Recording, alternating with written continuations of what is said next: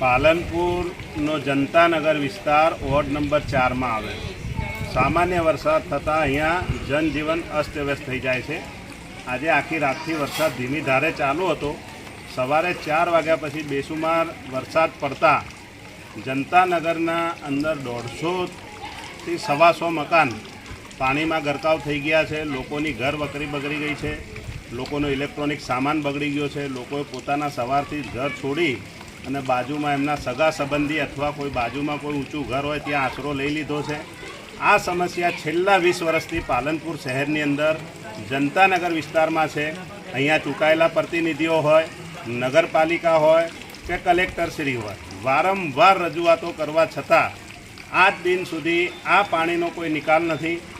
Main રોડનું પાણી પણ અંદર જનતાનગરમાં આવે છે અને જનતાનગર વિસ્તારનું જે આગળ પાણી જવાનો રસ્તો હતો એ તમામ સોસાયટીઓવાળા અને બિલ્ડરવાળો બંધ કરી દીધો છે. નગરપાલિકાને અને કલેક્ટરશ્રીને આ વખતે મારે કહેવું પણ છે અને ચેતવણી પણ આપવી છે કે જો આ લોકોનો હવે પછી નિકાલ કરવામાં નહીં આવે તો ઉગ્ર આંદોલન થશે.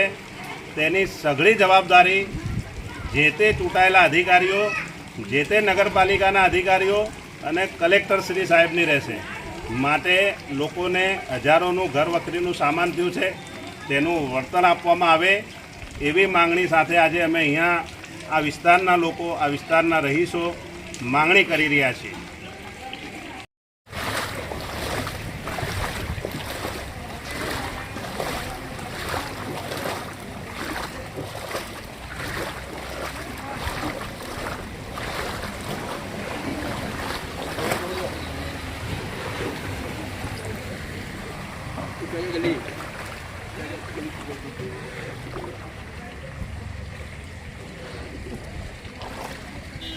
અહીં અટકાઈ જાય પાણી એમ ને.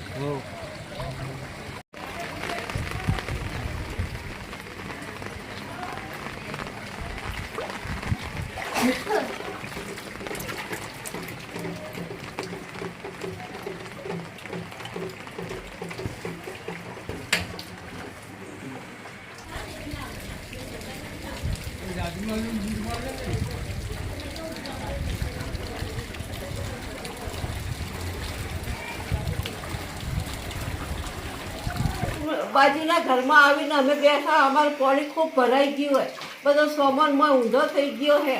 અમારું પાસે કોઈ નહીં પહેરવા લુગડા, મને દેખાતું નહીં છે. આપણા ઘરથી કાઢીને ગુજરાતી